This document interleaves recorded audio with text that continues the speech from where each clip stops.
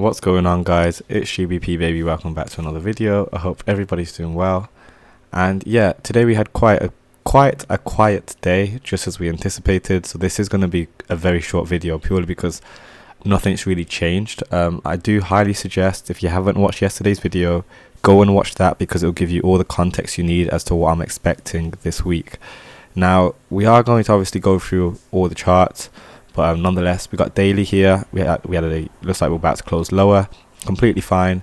But again, very small range day, nothing too expansive, nothing too exciting, so to speak. And my bias is still that I want to see buy side liquidity get taken and then a potential reversal.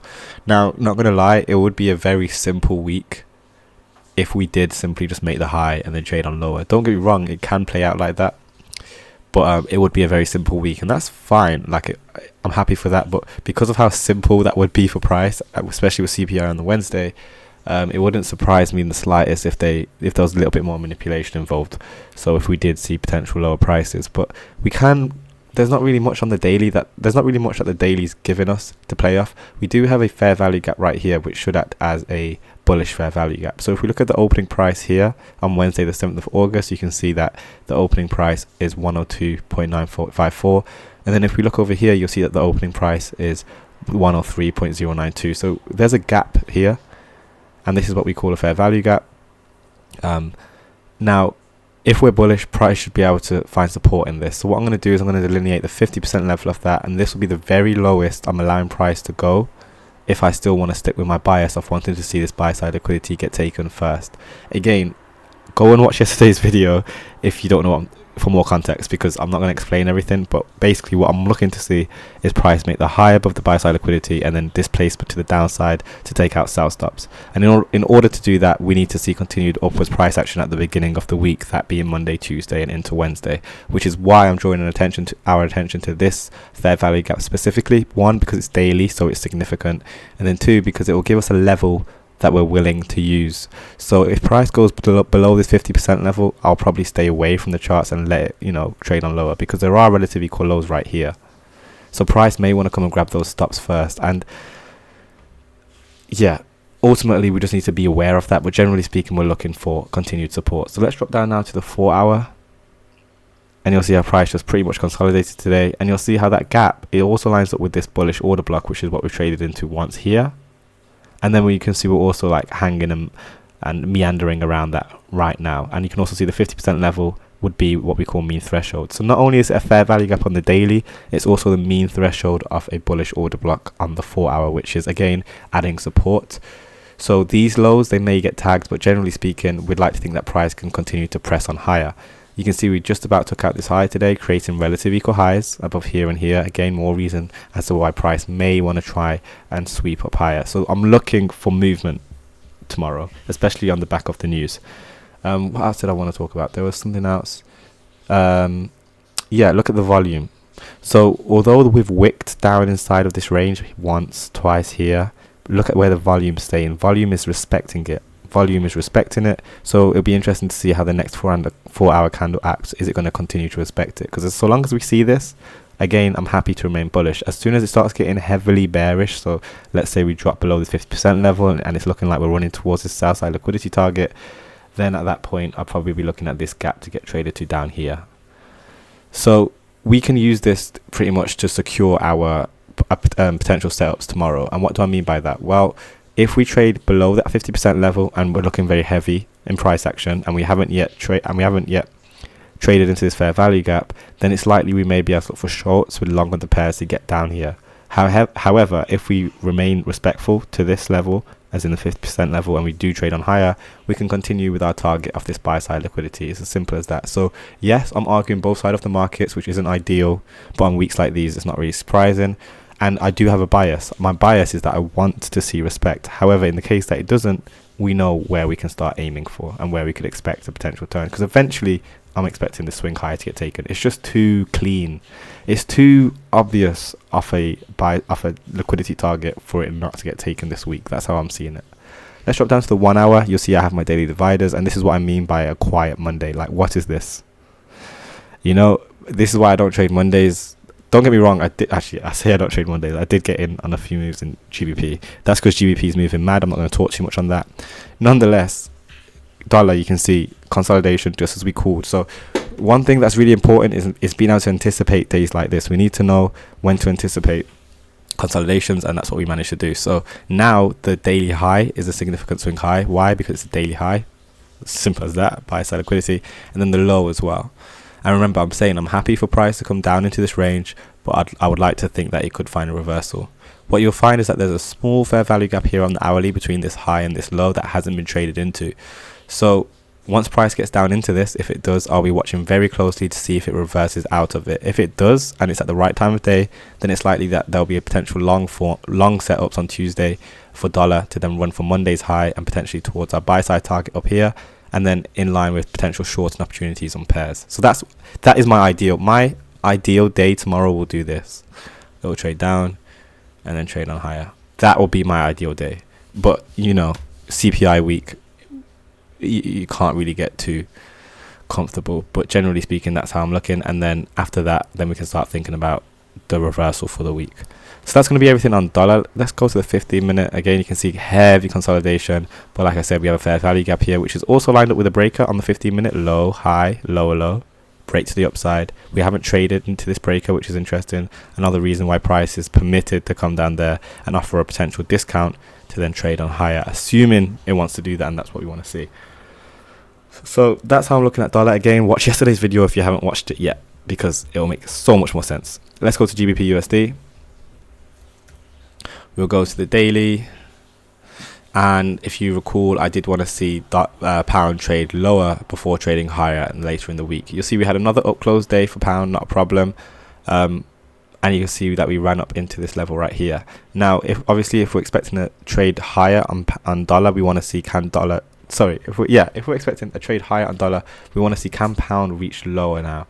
And now we have that Monday low as a sell side target. So moving into Tuesday, I would like to think that we can trade lower, run this sell side, and then this sell side liquidity I brought our attention to yesterday in Sunday's video. So it'll be nice to see if we can get down into that. Let's go to the 4 hour now, and you'll see how we're just consolidating. And this order block is what that level was. I think I may have brought our attention to it in yesterday's video. I should have. Regardless, you can see how, again, volume, although we've wicked inside of it, look at the volume's remaining very nicely below it, and it's also respecting this fair value gap right here. So long as this holds up, if this attitude and this behavior holds up, I'm happy to continue expecting lower prices on pound at the beginning of the week before trading higher. This level here I spoke about in yesterday's video, go check it out. And then this weekly fair value gap I'll be looking at to trade to later in the week as a whole. Let's quickly look at the 50% of this. Look at that, and you can see how we traded to that on this long wick right here and came right off it. So let's drop down to the 1 hour, and you'll see again just a lot of consolidation. But I do like how price broke down here at 11 o'clock. So this displacement, I do like the look of that. This up close candle, down close candle should technically act as a breaker, so we can draw that out and just see how price treats this range as we move into the new day. Yeah. So that's pretty much everything on pound. I hope that all makes sense. But obviously, in line with dollar, ideally trading higher, I want to see can pound ideally, run some kind of sell side liquidity before potential reversal. But again, a quiet Monday, typical. And then we do have high impact news tomorrow, both on pound. Oh, we've got new. I didn't realize we have news at 2 a.m. So that'll be interesting. And then obviously we'll have high impact news PPI at 8:30 as well. So yeah, Tuesday's going to be very interesting. It'll be a lot of movement, and it will probably I wouldn't be surprised if we did get a quiet classic day in terms of creating the low in London and then traded on higher in the New York session. That would be ideal. Or what price may do is create the high in London and then trade on lower and start running for the south side liquidity targets. So basically, if we get to like 2 a.m., 3 a.m. and we still haven't taken the south side liquidity, it's very likely that price will want to run it in the New York session. So that's again how I start framing my potential setups and such. So definitely staying in the charts tomorrow, and I will be paying close attention. But looking at this price action, I would like to think that we can move into Tuesday trading on lower off the back of that unemployment rate news. Yeah. So let's now finish up on Euro USD. We'll start here on the daily as well. See how we traded. So euro traded nicely higher as well. Excuse me. We are expecting, obviously, if we want to see dollar trade on higher, we want to see lower prices on euro. Euro's, you know, kind of stamping its foot here by closing higher like this. Not a problem. Again, we should be able to drop down to the lower time frame and see what it is that we may be trading into currently. So there is this bearish order block on the 4 hour. Let's get that marked out. And right now, you can see we're trading through it. Now we need to be careful of this because I'm looking for this bearish order block to hold at price. If we trade through that, it'll mean something else, because ideally this bearish order block should be able to hold price and keep sending it lower, which is what we want to see. You'll see that we have relatively equal lows below here now, below these lows. So it'll be nice to see if we do get a reversal. Again, it will likely happen around 2 a.m. In line with pound making movement. What's interesting is to see how we traded up into this rejection block right here. We stabbed into that and wicked off it. And yes, we're closing in this bearish order block, so now it's just a matter of waiting. But ideally, I'd like to think that we can come out of it. Let's go to the 1 hour, see if we can get a better look. And you can just see how fickle price is being. Look at this, and look at how difficult price is struggling to get up into this buy side, into this premium. We do need to pay attention to that. Another thing, breaker, high, low, higher, high, clear displacement. So all I'm seeing right now is us returning into a breaker. Nothing to stress about too much. And there's obviously this fair value gap right here, and we may want to see that volume fills that eventually. But generally speaking, I would like to think that we can see some kind of displacement. This may happen during this may happen during the Asia range. That will be ideal, because that will help set us up for London with our shorting expectations to run for our south side targets, which I spoke about yesterday. But yeah, that's going to be everything on euro. That's what I want to see. Obviously, it'll be really obvious if it's not going to do that. Like, as soon as we trade through this high, if we go through that high, whole nother story, and I'm looking up here as a target. But so long as we stay below this rejection block level, I'm happy for shorts on euro, in line with GBP to go down to its south side. And then obviously we'd have to see, can dollar hold itself, and then can we get some kind of expansion? But we need expansion. So the times of day, again, 8 p.m. Asia range tends to be expansive. We may see movement then, or again 2 a.m. off the back of unemployment rate especially, we may likely see expansion then as well. But yeah, there hasn't been movement since Thursday.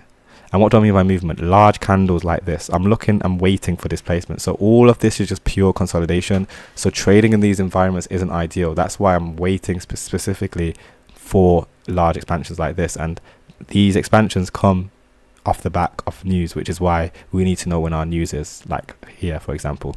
So although price is moving, it's not moving nicely. It's just in a clear consolidation, and we just need to be acceptant and patient of that until there's movement. And then once we have displacement, that's when the setups start to form, and that's where we can start thinking about getting in on price.